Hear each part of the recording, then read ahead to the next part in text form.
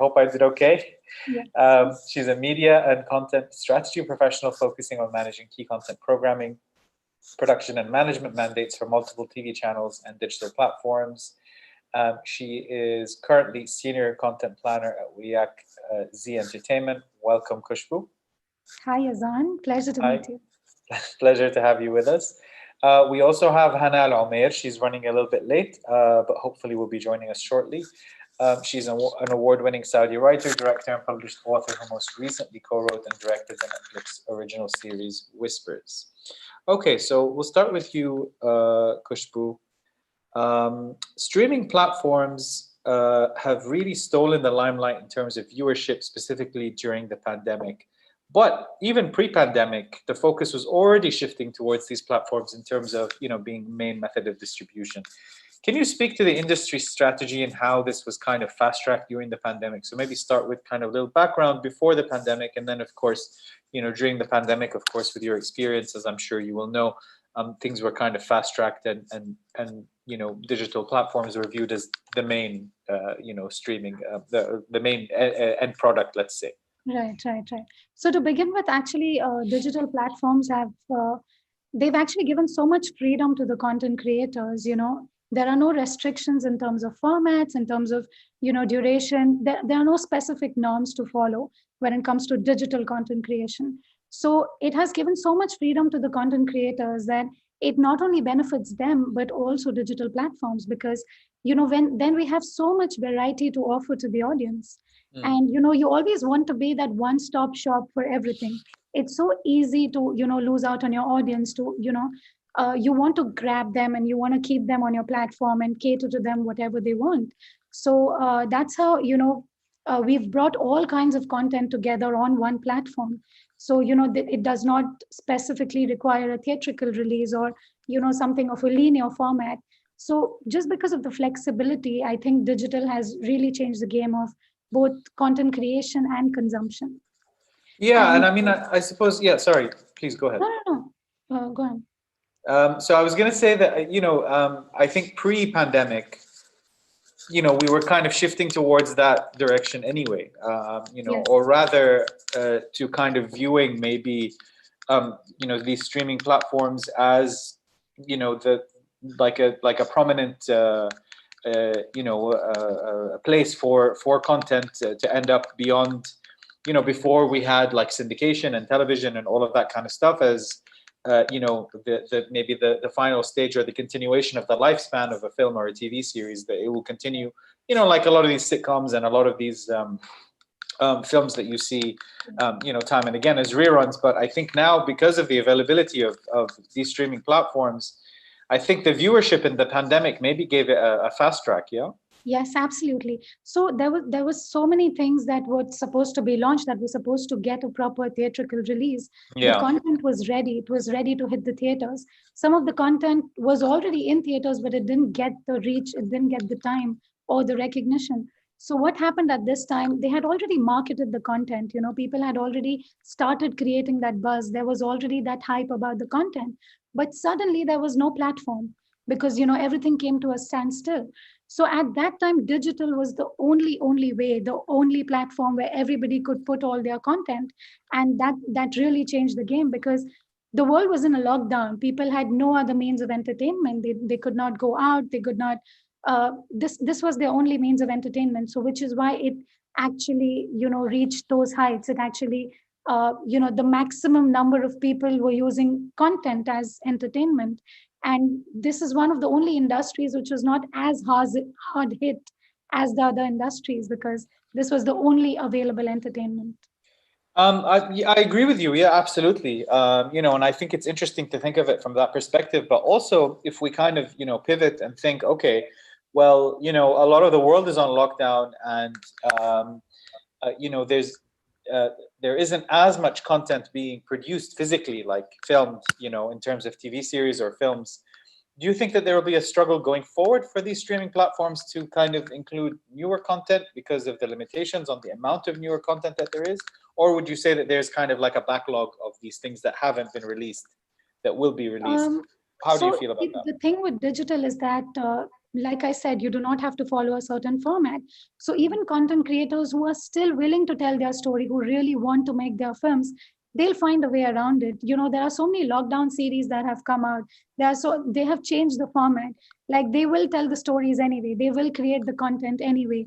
And the flexibility of digital platforms is what allows that to keep going. Yes, it has been difficult, like for big budget, content which is being produced online on board.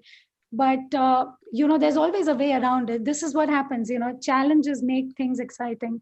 So we are taking it as a challenge, and playing around it, creating new formats, finding new ways to still cater to your audience and still tell your story. Yeah, absolutely. And I see Hannah has joined us. Hi, Hannah. Hi, Yes, Hannah. hi, hello. How are you I'm doing? so sorry. That's okay. That's okay. That's okay. We just got started without you. I'm sorry about Okay. that. That's okay. Yeah, That's fine. we were It's my just mistake. That's okay. That's okay. We were just addressing, a couple of questions with regards to, streaming platforms, and just really kind of taking the limelight in terms of viewership for audiences during the pandemic, during the lockdown period. Mhm. So, do you have, from a filmmaker's perspective, how do you think this affects you? In a way, of course, it was a good thing to have these platforms, because otherwise, nobody can watch anything, and then you have people who had their films ready to be released in theaters, and then of course the platforms was the only way for people to see the films and watch them. Yeah. So it was good. And it will affect the industry somehow later on, as people would think of alternatives, of course. But I think it filled a gap that was extremely important, because otherwise, there were so many films that we wouldn't be able to watch without the platforms being there. Yeah, and I mean, just to kind of catch you up on what Kushboo and I were talking about, we were saying how prior to the lockdown, prior to the pandemic, the industry anyway was kind of heading towards making streaming platforms like one of the big avenues of distribution for all kinds of content, and maybe even you can argue, and this is something we can talk about later, is that they're maybe filling the gap that TV stations, regularly scheduled TV stations, have historically had. So the direction prior to the pandemic was already going towards this, and we'll talk about this shortly. But before that, Hannah, if I can just ask you, of course, Hannah, your experience on Whispers, and I'd like to congratulate you on the success of Whispers. Could you tell us or speak to us about your experience on Whispers in relation to it being a Netflix original, one of the few first Netflix originals coming from the region? Mm-hmm. It was a great experience, to be honest, and what the platform gives you is that the wider audience, where it is international, and then you see feedback from audience from all other countries, from Italy, from Brazil, from as well as other also Arab countries. But this you would expect to have if you would show the series in TV. But for the international audience, it was a new experience for me, and this makes you in a way very pleased, of course, because you reach a wider audience. But at the same time, I wonder sometimes, would it affect the content later on as we start making other series? Would this be in our mind as as filmmakers and as directors and writers? I don't know, to be honest, but it was a wide, it's an eye-opening experience for me, and a very pleasant one. I must say that it's really beautiful to see that a lot of interaction comes from people all over the world. How did this project come about? So did you start with an idea and you developed it, or were you hired to? What was the mechanism under which this project came about? in this project in particular, Netflix was not on board right from the beginning. They were interested in the project, but they didn't produce it. They bought it later on. They took the rights for it, and then it became Netflix original. But when we started the project, we were not sure that it will be on Netflix. We were not sure that we didn't know actually that the audience will be international. We thought it's going to be only in the MENA region. But we were working on it. I was on board after the writers started writing the series, and then I worked with them, as well as with the producers of the series, and till we finished the filming, we were not sure about the involvement of Netflix in it. But then later on, they said we're interested, and then it started from there. So this was the process anyway. Right. Okay. So that was So you had no idea, and you felt like, and I suppose this is maybe why the content feels so authentic, because you made it with a local audience in mind, and we always say local, right? So you made it with your own audience, and I think these are the stories that translate the best. And actually, I have an example specifically from another Netflix series which didn't translate very well, and we'll talk about that shortly, a little bit later. But before we do that, I want to move back to Kushboo and just kind of touch upon. And of course, Hana, you can feel free to chime in as well with your take on this. But we mentioned TV channels and how TV channels, historically have had a role in syndicated content, but also in being one of the main platforms for TV series, or the main or the only, let's say, platform for TV series, for a drama TV series or a TV series of other genres. But now, the game has kind of changed. And so I guess my question is, how do you see the future for TV channels?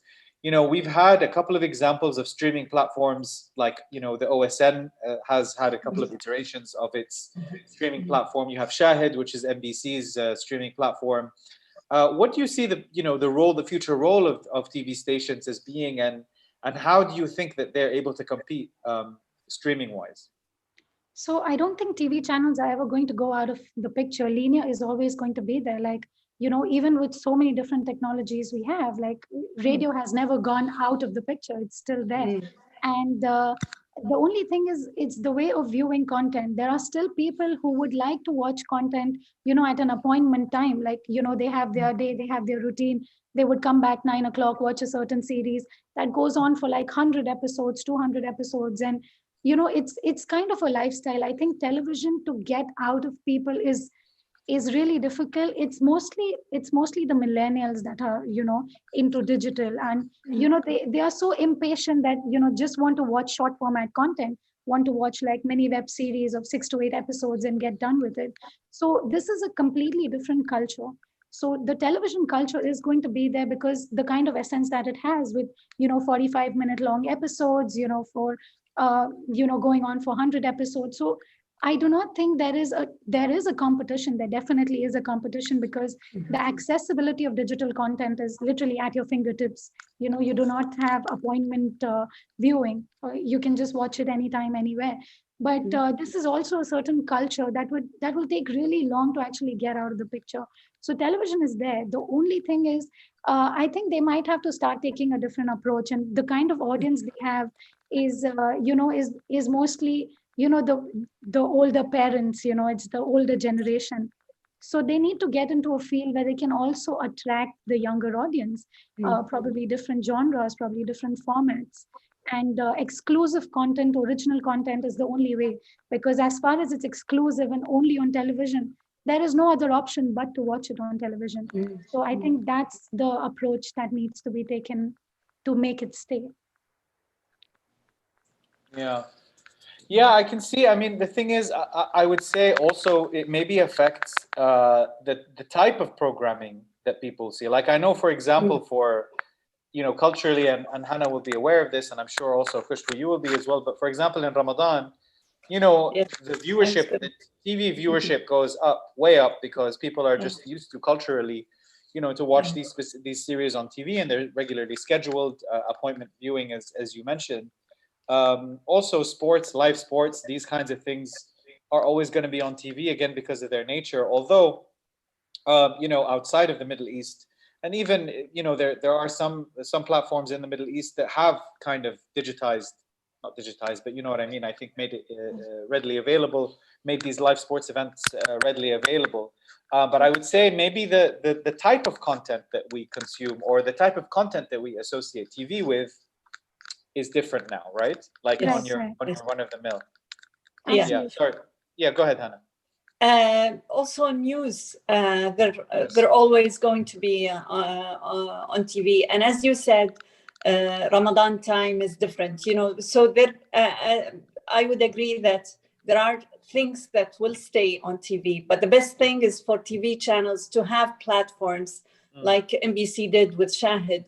And I think, they realize that it's very important to have a platform where people can watch, because this is the only way to make connections with the new generations, and then, to have a wider audience. Otherwise, it will be very restricted to certain age group, maybe. I would say this is something that TV channels need to think about seriously. Yeah, no, you're absolutely right. And I mean, even in terms of age group, like my mom is in her 60s, and she watches Shahid. So, she will schedule all of her Ramadan series, on Shahid, right?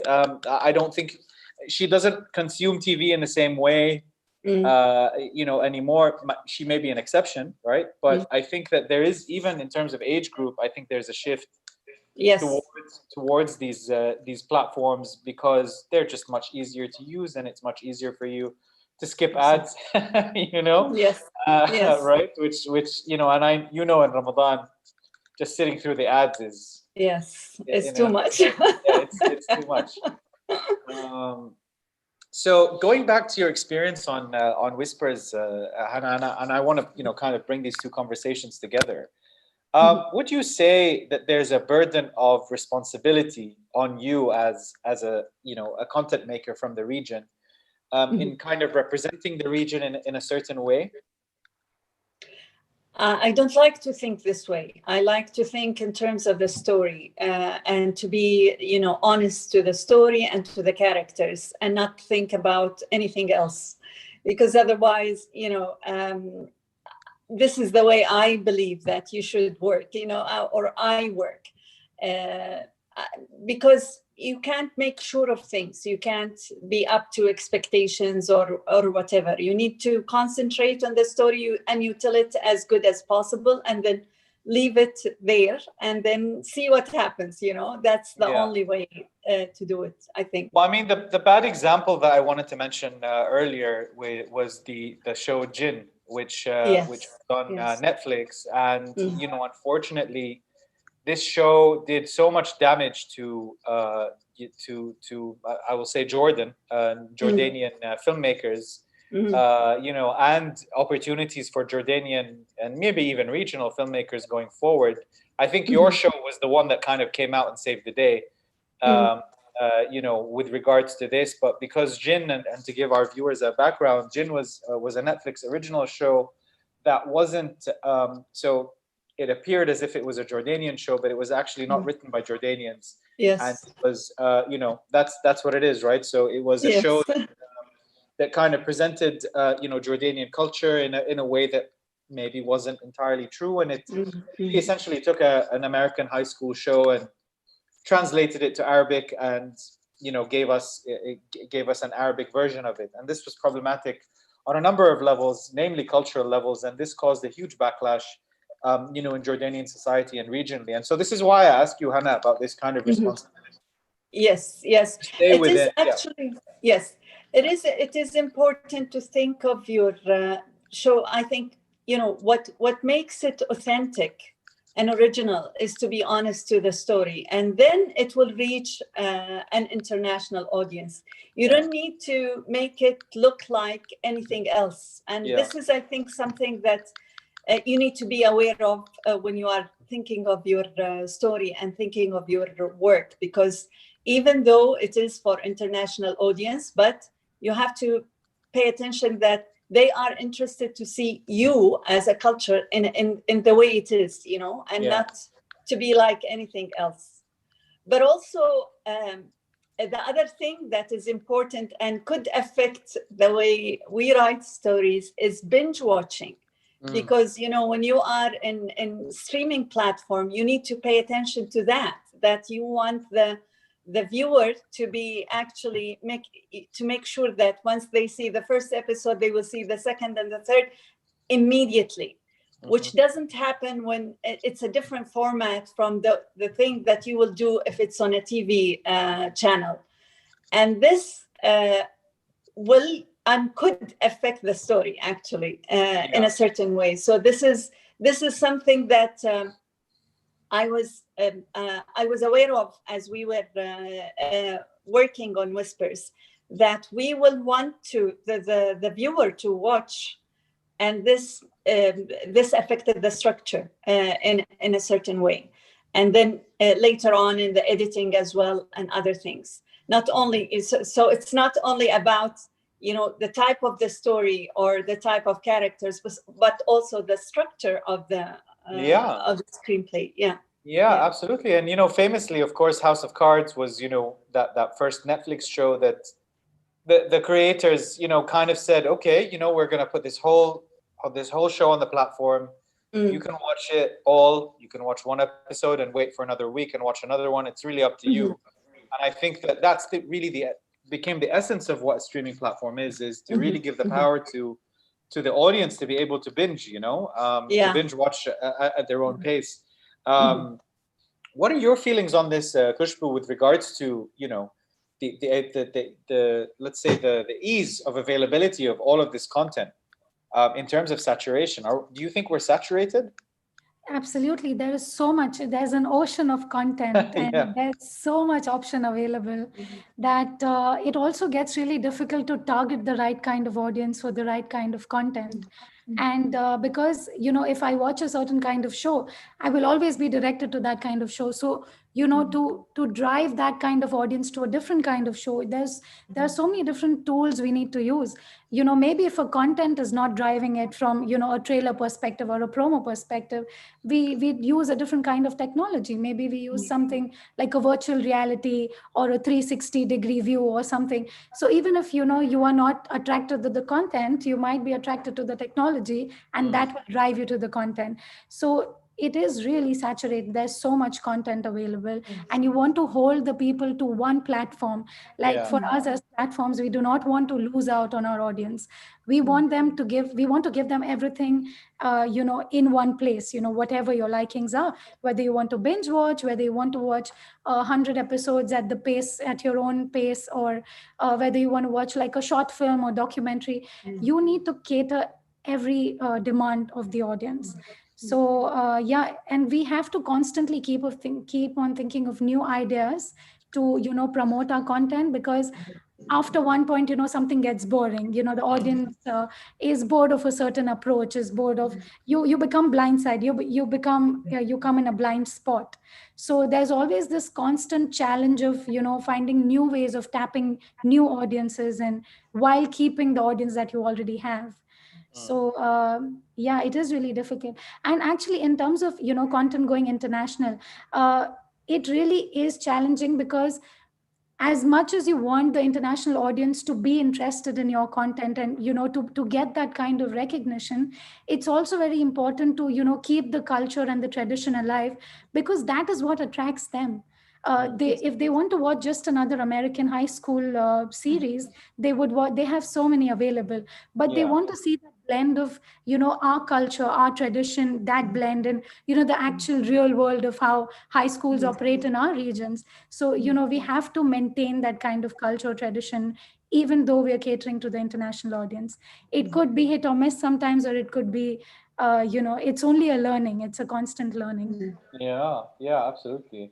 And I just like to address that, you know, from a commercial perspective, if we look at it from there, how would you say this affects advertisers? If you're not able to target audiences in the same way, you know, what kind of analytics do you have to access to be able to understand, you know, what kind of target audience or what kind of demographic is watching this show versus this show, and how am I able to target them as somebody who wants to sell them a product?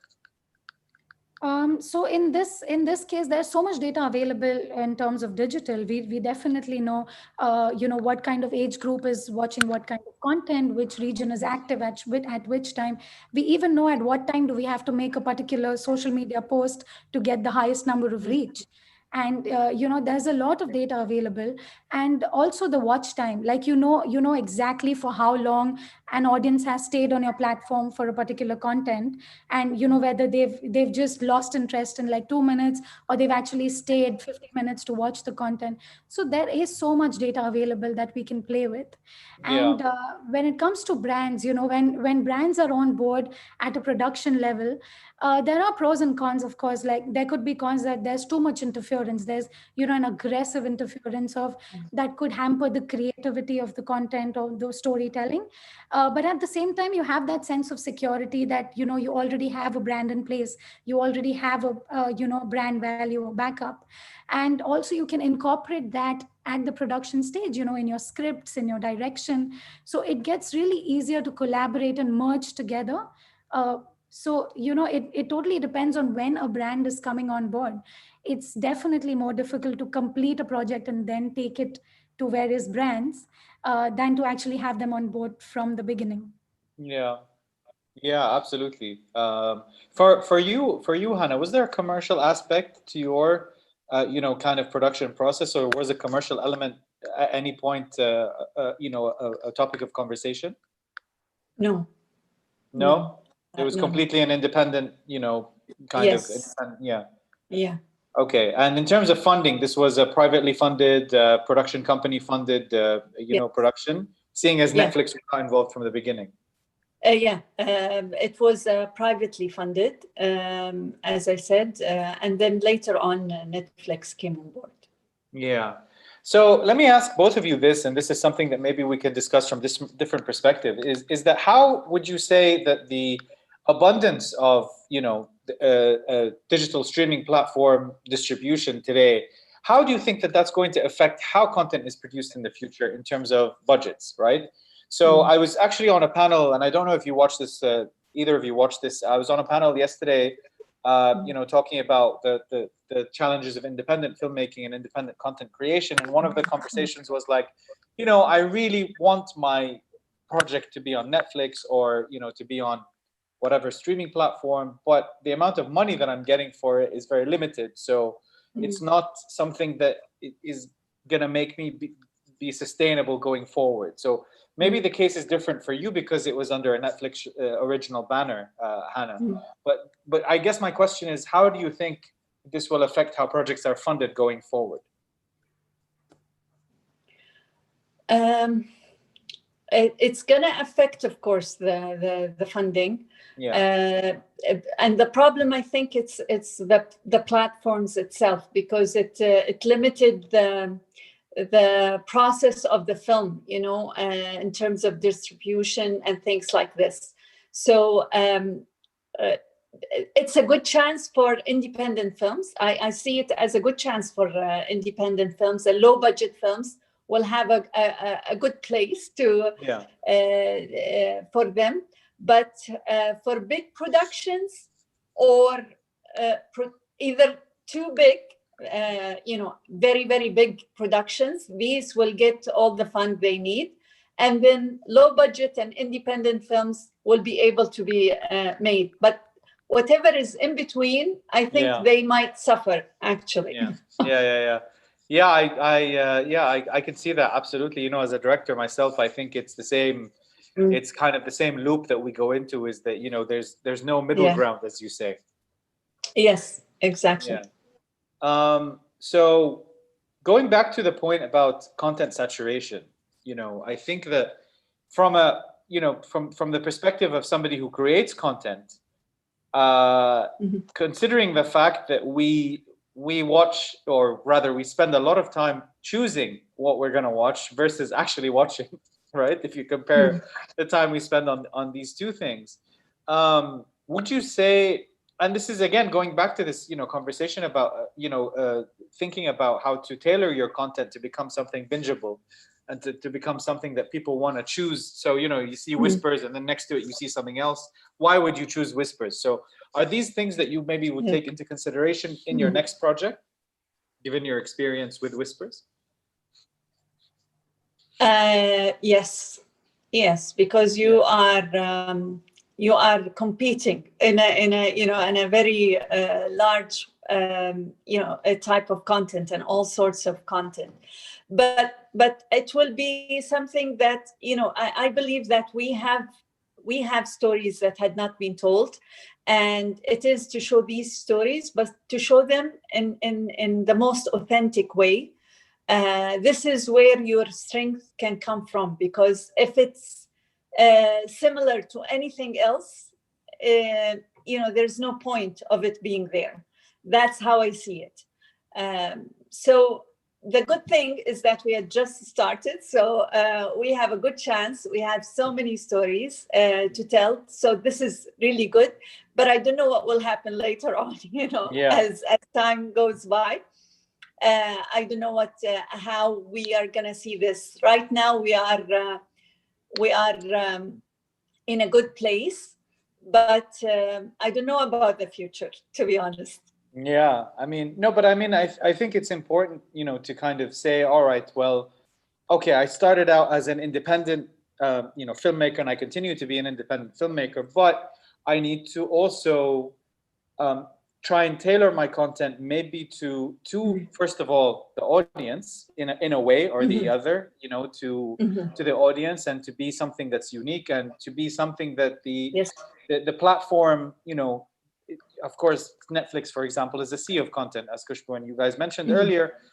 There's a lot of stuff on Netflix, and so you kind of want to stand out. And I think that just by virtue of this being that you, for example, being maybe the first Saudi series on the platform, that's going to help you stand out. But in 6 months, in a year, when there's 20 Saudi series, what are you going to do then, right? Yes. So it has to be, different, and it has to be unique, as you said, and authentic. This is very, very important. Yeah. So on the theme of competition, to go back to you, Kushboo, so we talked about Shahid, we talked about, OSN's different iterations of their streaming platform. How do you see them competing with international powerhouses, things like Disney Plus, like Apple TV Plus? How do you see this competition playing out?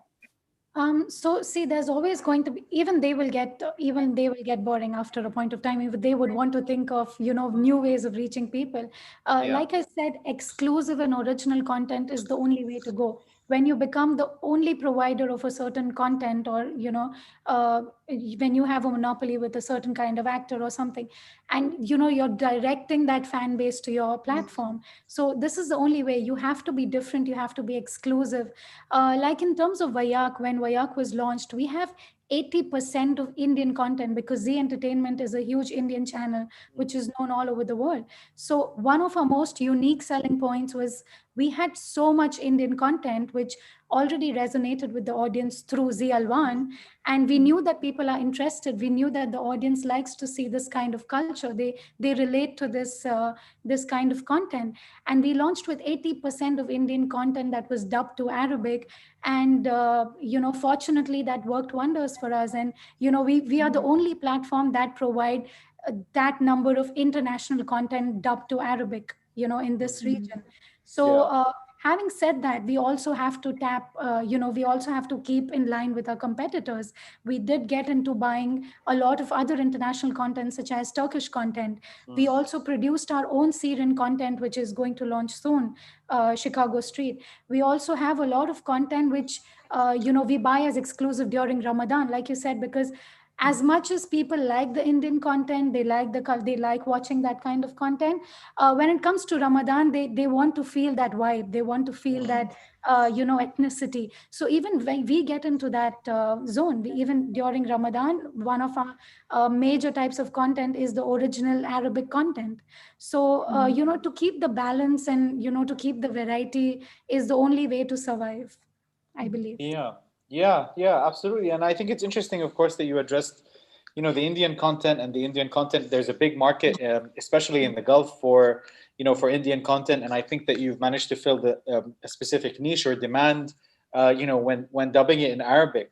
Would you say that there's an increase in interest? Yani, did the Arabic dubbing open a door for you in terms of consumption? Is there a lot more people now who are interested? How do you see Yes, it did, absolutely. Like not just Wayak, we see a lot of other platforms also acquiring Indian content and dubbing them to Arabic.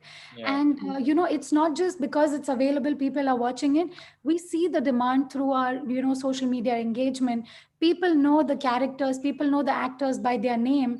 And, it's not like a Hollywood that, anyway, it reaches, all kinds of people in all areas of the world. Even though these are Indian actors, they know their names. They have a demand. They keep asking us, are we going to have another series with this actor, or are we going to have a season 2 of a particular series? So we know that it's not just because we have it, people are watching it. People are actually demanding for it.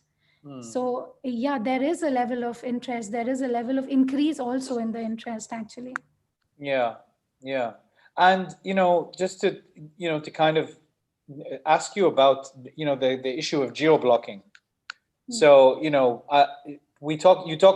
addressed the issue of exclusivity, and maybe I don't think it's too much of a problem, and of course Hana will attest to this, is that the local content, even the regional content, even the Indian content, I think is so accessible and available.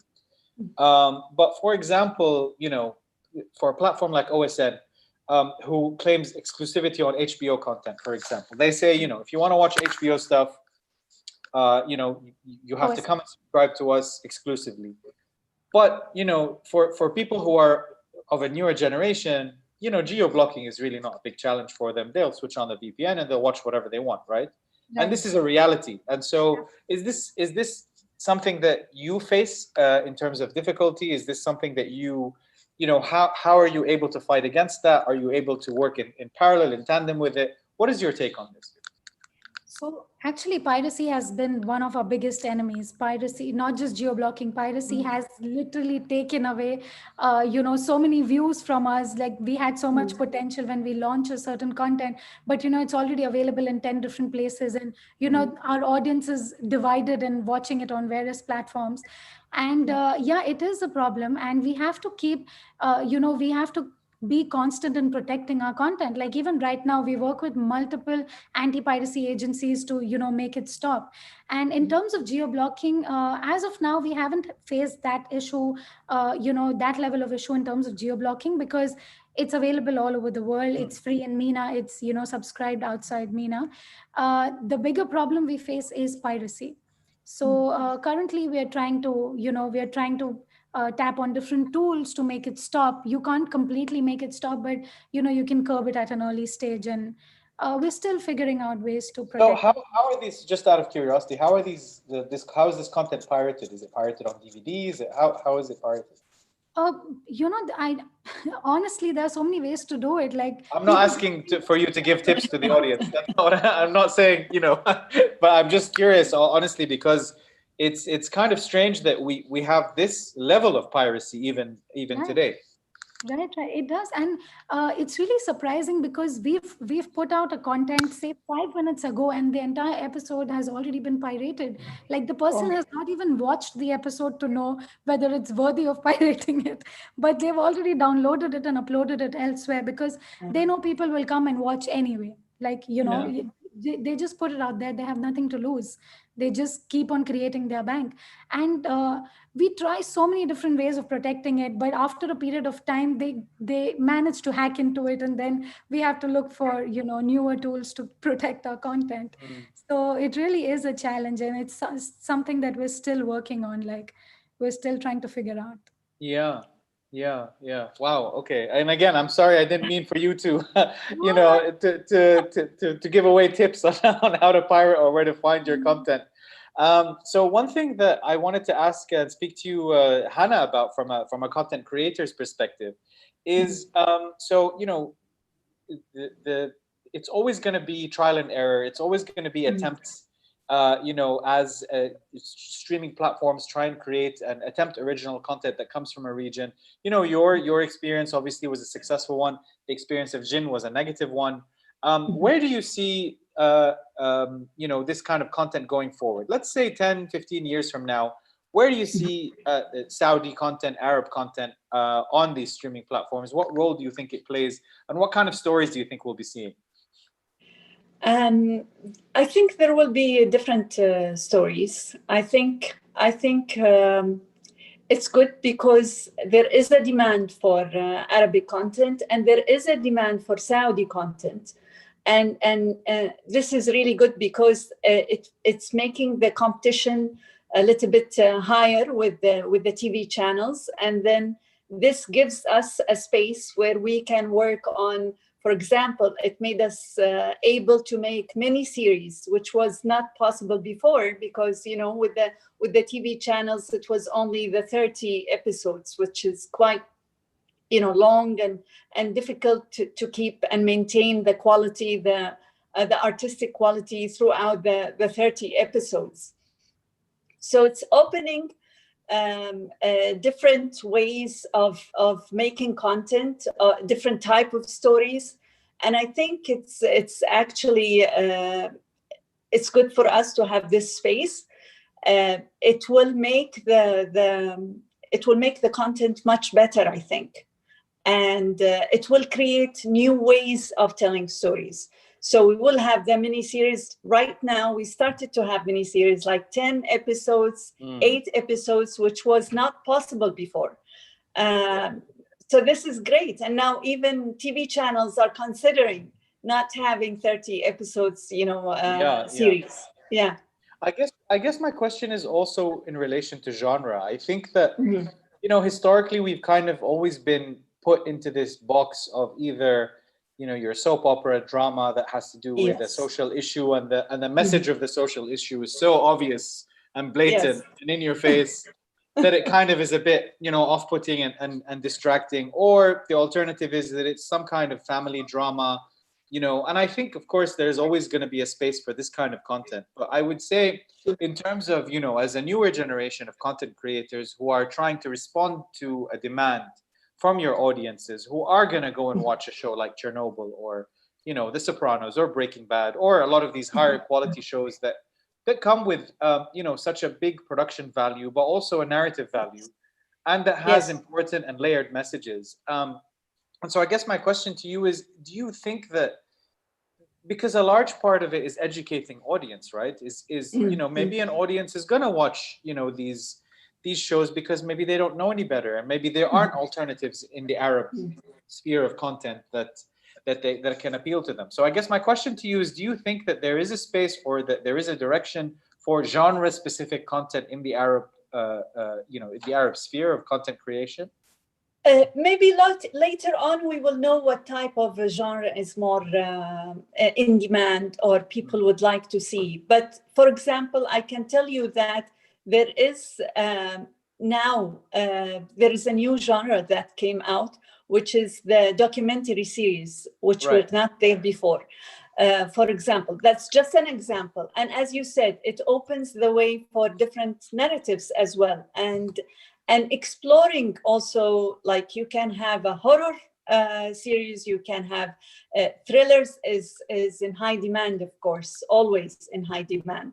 And other types of genres. So this will be open right now for us to experiment with, which is great, because before we were not able to even have the chance to experiment, because the TV channels were quite strict in the way they want certain, the content, as you said, it's only 2 or 3 ways in which you only have to make it and tailor it in a way that is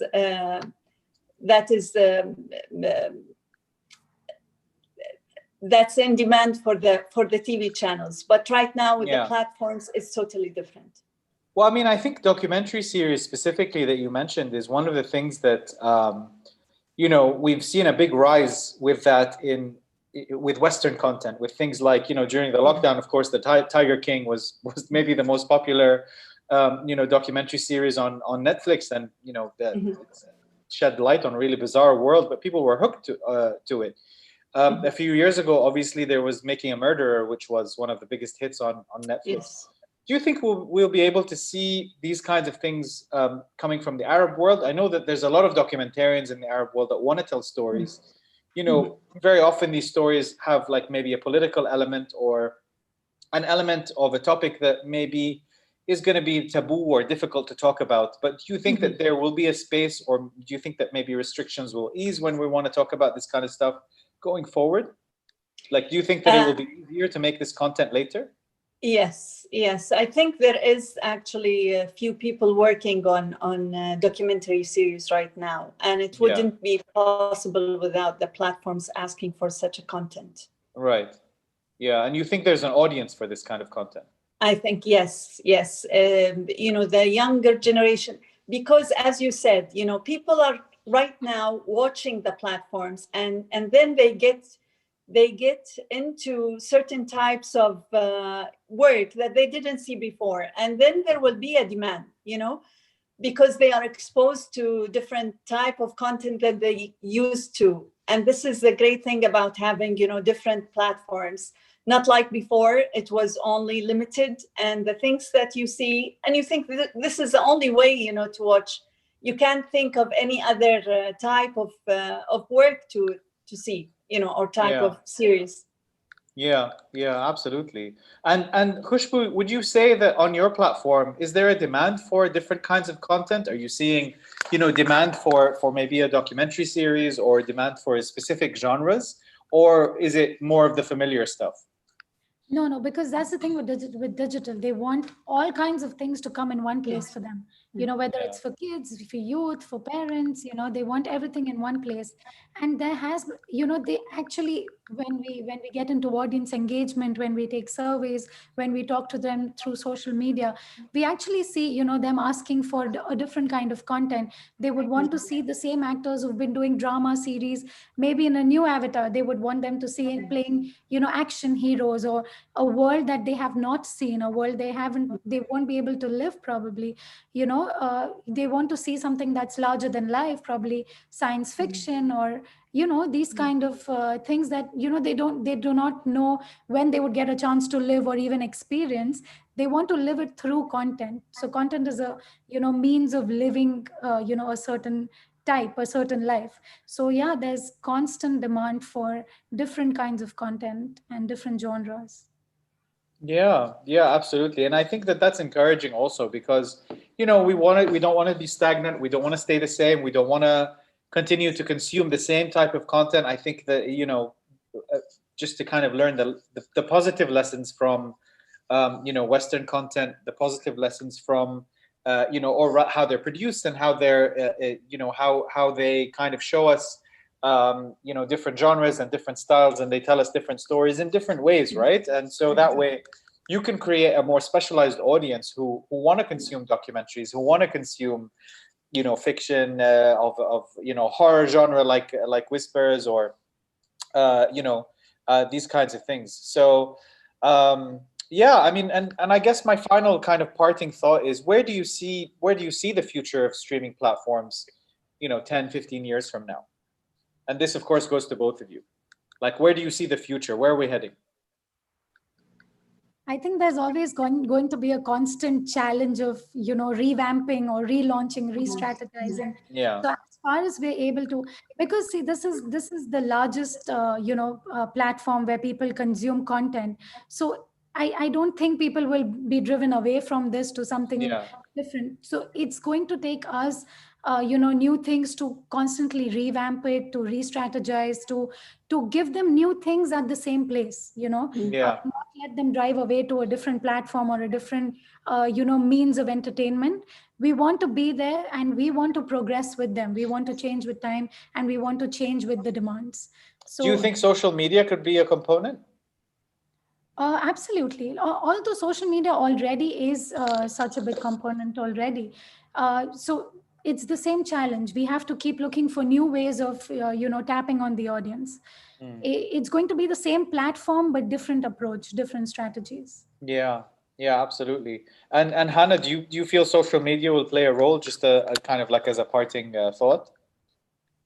It's I think, you know, the platforms are going to take larger